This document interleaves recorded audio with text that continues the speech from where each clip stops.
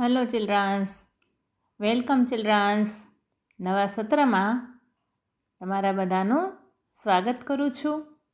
તમે બધા દિવાળીના વેકેશનમાં ખૂબ ખૂબ મજા કરી હશે અને ભણવા માટે તૈયાર થઈ ગયા હશો.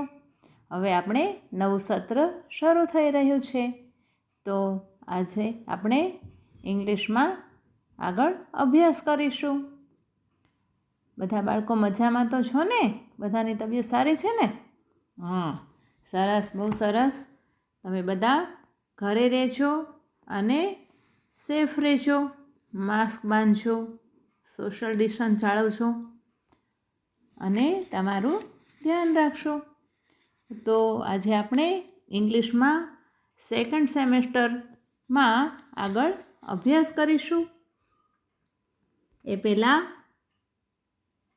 આપણે એક એક્ટિવિટી 14માં જે અભિનય ગીત હતું તે ગાઈએ છીએ. તમે બધા સાથે મારી સાથે ગાશો. તો ચલો શરૂ કરીએ. Come little children, come to me. We will learn English.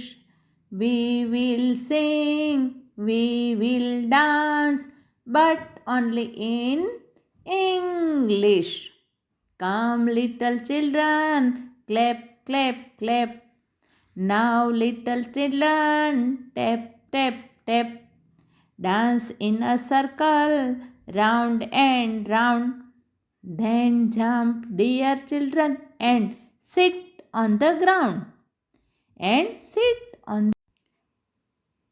તો બાળકો, હવે આપણે એક્ટિવિટી 15 તેમાં તમે જુઓ છો કે ABCD લખેલી છે, અંગ્રેજી મૂળાક્ષરો લખેલા છે. એમાં તમારે સૌપ્રથમ આ બધા જ મૂળાક્ષરો બોલવાના છે. મારી સાથે બોલો.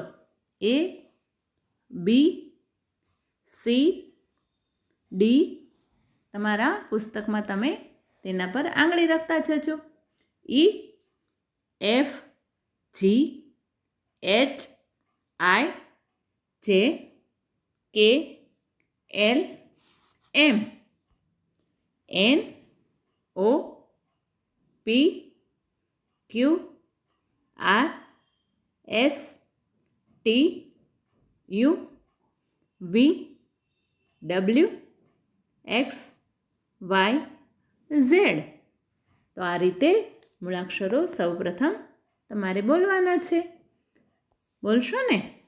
ત્યારબાદ આ મૂળાક્ષરોમાં તમારે કલર્સ પૂરવાના છે. તો તમે તમારી પાસે જે કલર હોય, પેન્સિલ કલર હોય કે પછી મીણિયા કલર હોય તો એ તમારે પૂરવાના છે. કોઈએ સ્કેચ પેનના કલર પૂરવાના નથી. સ્કેચ પેનના કલરથી આગળ પાછળ પેજ આપણું ખરાબ થઈ જાય છે. તમે એમાં અલગ કલર, ત્યારબાદ BCDમાં B, C અને Dમાં સરખા, ત્યાર પછી બીજો કલર રહ્યો E, F, Gમાં સરખા. આવી રીતે તમે આડી લાઈનમાં એક છોડીને એક કલર પૂરી શકો છો, અથવા તો તમને ગમે તે રીતે ઊભી લાઈનમાં એક સરખા પૂરી શકો છો. પરંતુ દરેક અક્ષરમાં અલગ અલગ સાવ કલર સારા નહીં લાગે. તમારા મમ્મી પપ્પાની અથવા મોટા ભાઈ બહેનની મદદ લઈને તેને પૂછીને તમે કલર પૂરી શકો છો. જોજો બાળકો, જે ટપકાવાળી લાઈન આપી છે ને એની બહાર કલર જવો ન જોઈએ. તો આ તમારી એક પ્રવૃત્તિ કરવાની છે.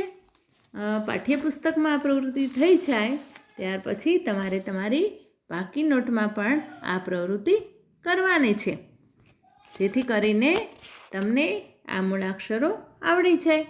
પાકી નોટમાં તમારે અક્ષરો દોરવા પડશે, ડ્રો કરવા પડશે. ભલે એકસાથે બધા ડ્રો નહીં કરતા, રોજ 5, 5, 6, 6 ડ્રો કરજો અને એક સરખા થવા જોઈએ એના માટે તમારે 2 લાઈન આંકી લેવી. 2 લાઈનની અંદર જ અક્ષર આવે એવું તમારે કરવાનું છે. સરસ દોરજો અને નોટબુકમાં પણ તમે સરસ મજાના કલર પૂરજો. તો આવજો બાળકો, આ પ્રવૃત્તિ સરસ રીતે પૂરી કરી લેજો 2 દિવસમાં. આવજો. Good bye.